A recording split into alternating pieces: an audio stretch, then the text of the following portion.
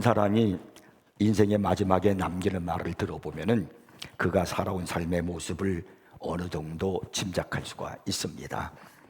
양심의 철인이라고 일컫는 소크라테스는 마지막 말을 이런 말을 했죠. 아크리톤 아스클레피오스에게 닭 한 마리 빚진 것이 있으니 곧 갚아주게나. 이것이 유명한 소크라테스의 마지막으로 남긴 말입니다. 최후까지 자기 양심에 대해서 성실하기를 원했던 고백을 통해서 그의 양심적 삶을 우리는 느낄 수가 있는 겁니다. 줄리어스 시즈는요, 마지막 말을 어떤 말을 남겼느냐면은 브루토스 너까지도 라는 말을 남기고 그가 죽어갔습니다.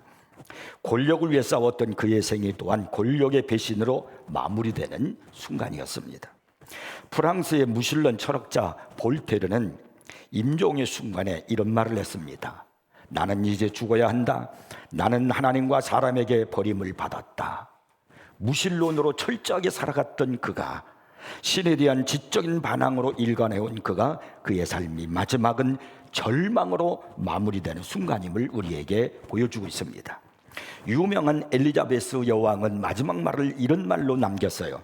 내 모든 소유를 잠시의 순간과 바꾸자 그랬습니다. 모든 황금과 권력을 소유하고도 결코 행복할 수 없었던 공허한 인생의 결산임을 우리에게 보여주고 있는 겁니다. 성경에 보면은 최후의 순간에 마지막으로 기도했던 사람들의 기도가 기록되어 있습니다.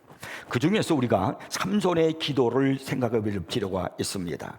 그는 나시린이로 하나님께로부터 부르심을 받아서 블레셋의 유혹으로부터 나라를 구원하라고 하는 사명을 받은 사사였습니다.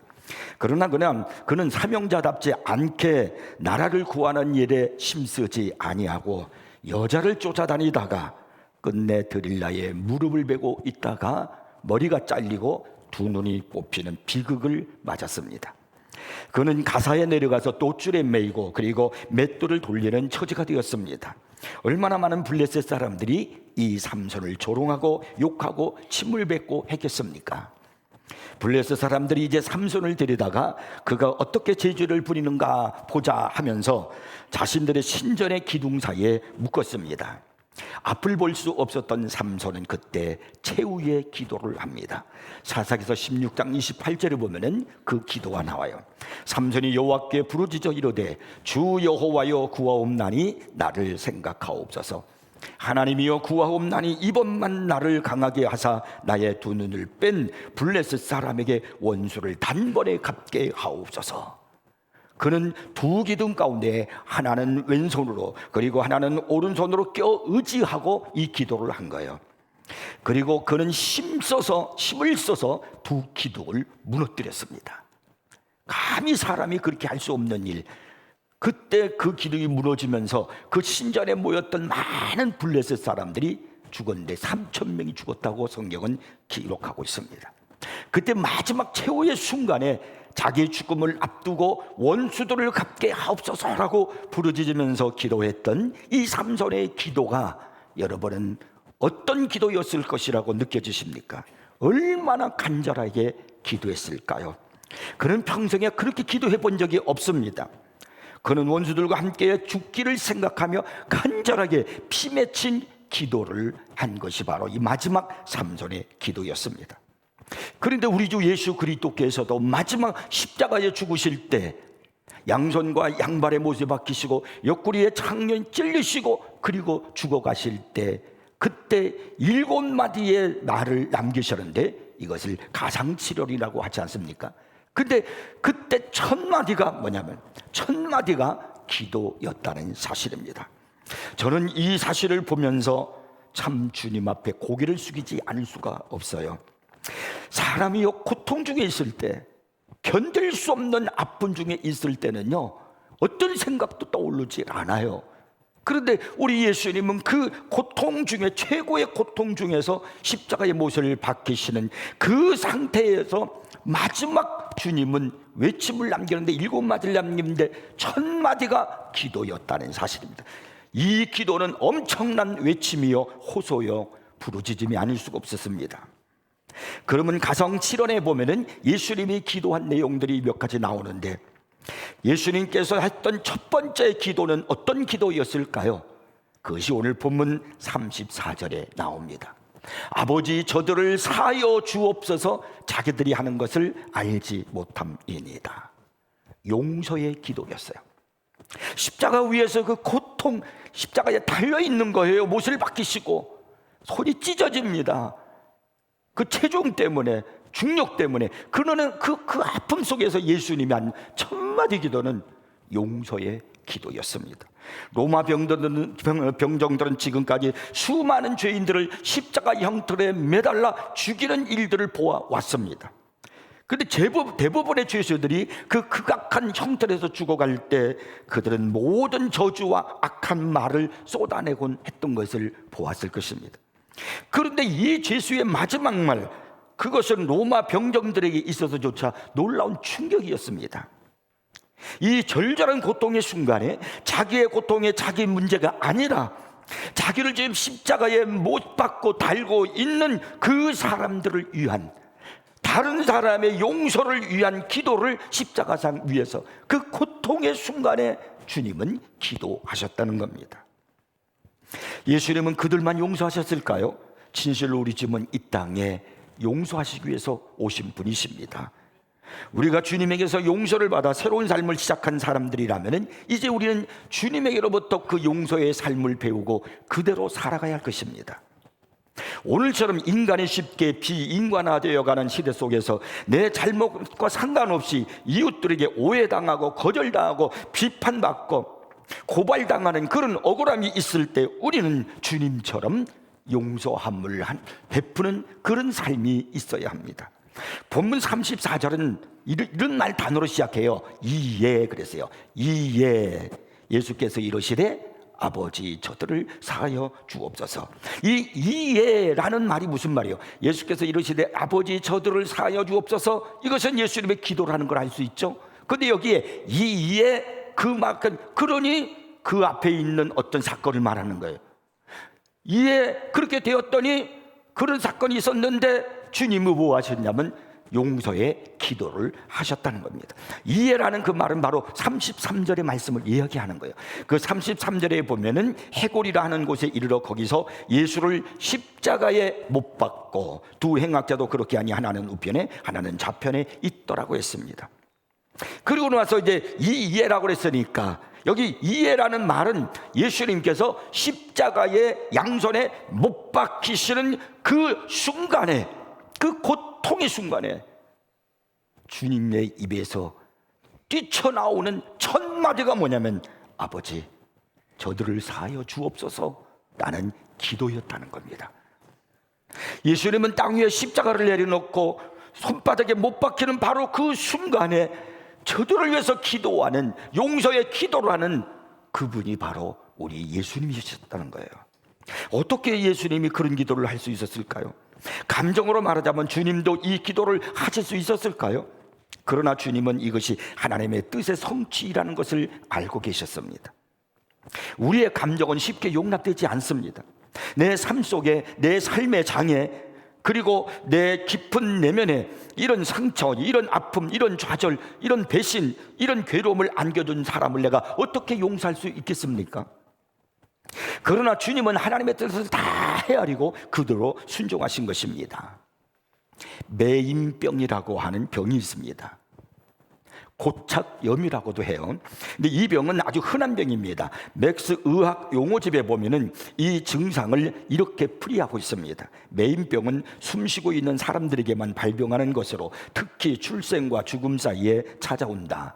매인병의 증세는 짜증이 늘고 화를 잘 내며 속에 쌓이는 것이 많아진다. 매인병 환자들에게서 흔히 볼 수 있는 증상은 누구, 무슨, 왜 따위의 질문이 들어가는 말을 반복한다. 예를 들면 이 사람이 누구지? 내가 그때 무슨 생각을 하고 있었을까? 왜 어머니 말을 듣지 않았을까? 그래서 이 매인병에 묶여있는 사람은 누구, 무슨, 왜라는 말을 잘 사용한다는 거예요. 그러면서 이렇게 말합니다. 이 매인병의 처방을 세 가지로 소개할 수 있다.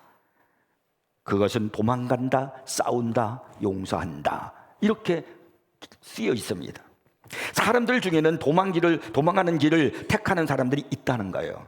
현 관계에서 내가 벗어나서 딴 데 가서 다시 시작한다는 거예요. 그러나 그 관계에서도 똑같이 그런 증상이 재발을 해서 자기 인생이 눌리는 경우가 많다는 겁니다. 그러니까 도망간다고 해결되는 것이 아니라는 거예요. 또 싸우는 일도 있다는 겁니다. 가정은 그래서 전쟁터가 되고, 사무실은 복싱 링이 되고, 그래서 긴장은 생활 방식이 된다는 겁니다. 그러나 또 하나의 마지막 처방이 있는데, 그것은 용서인데, 이 용서를 하는 사람이 있는데 그것이야말로 진정으로 메인병을 치료하는 방법이다라는 그런 이야기를 합니다. 십자가를 앞에 둔 예수님은 꼼짝없이 메이는 그런 마음이었을 것입니다. 앞으로 제자들이 어떻게 할 것인가를 우리 예수님은 다 알고 계셨습니다. 그들이 예수님에 대해서 품은 모든 생각, 모든 짜증, 모든 혐오, 모든 배반을 미리 다 아셨습니다. 예수님은 얼마나 힘드셨겠습니까? 저 가룟 유다의 배신, 지금은 웃고 있지만 저가 나를 판다는 것을 알고 계신 예수님, 베드로가 지금 예수님을 사랑하고 예수님을 따른다고 했지만 그의 저주, 3번씩이나 부인할 것을 예수님은 알고 계셨습니다. 그리고 도마의 의심, 그것을 알고 계십니다.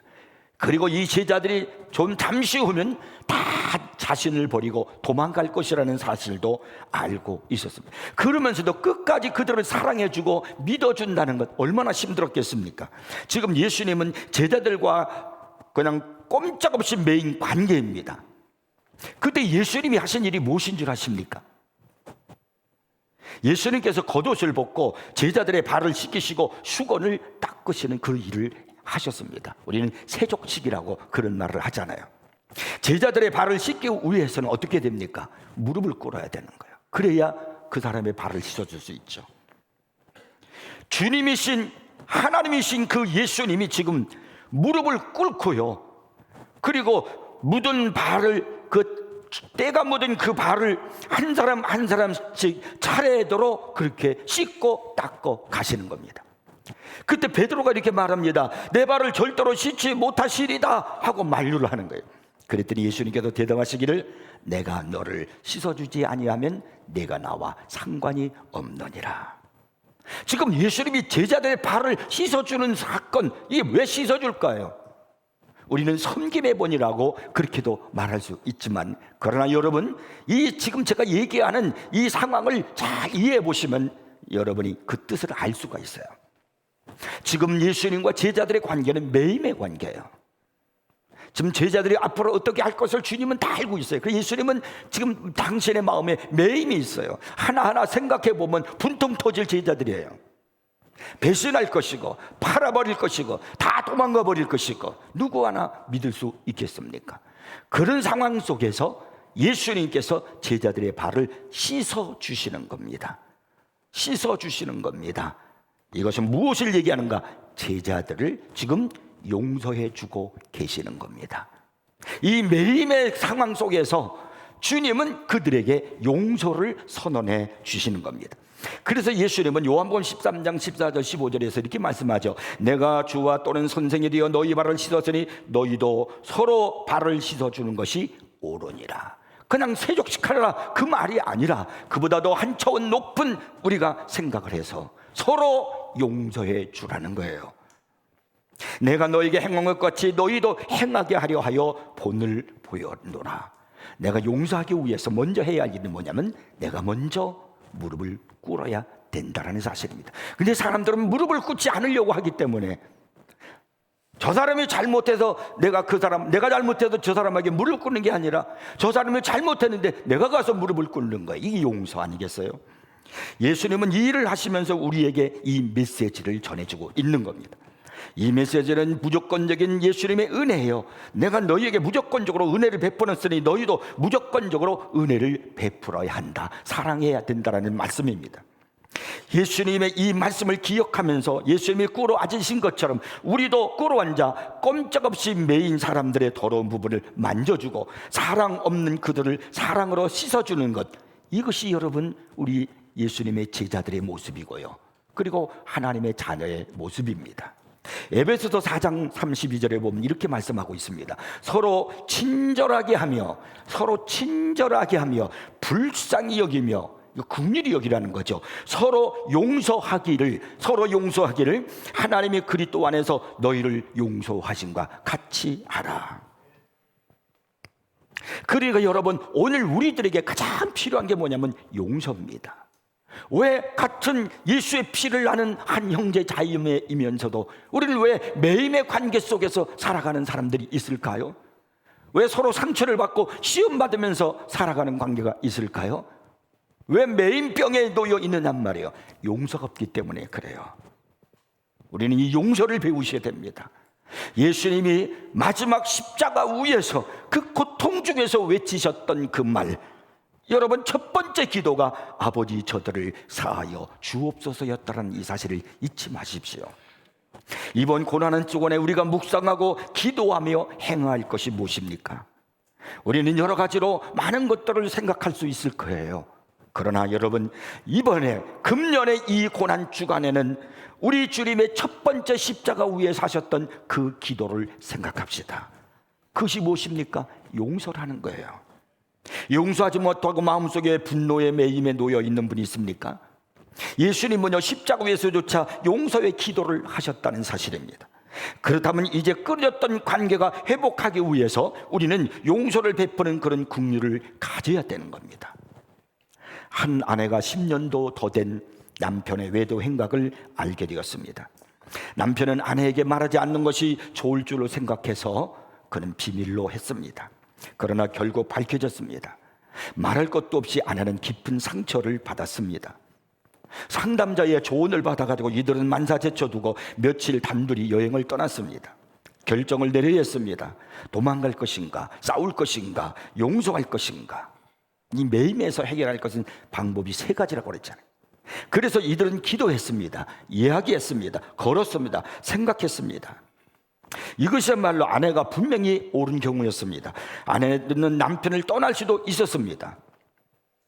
그보다 덜한 이유로 많은 여자들이 남편을 떠나고 있기 때문입니다. 아니면 그냥 부부로 남아 남편의 삶을 생지옥으로 만들 수도 있었습니다.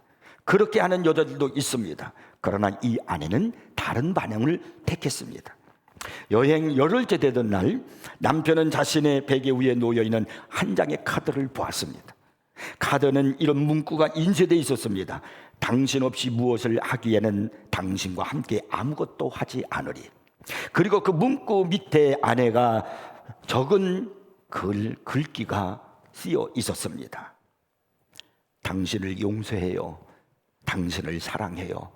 계속 함께 걸어요.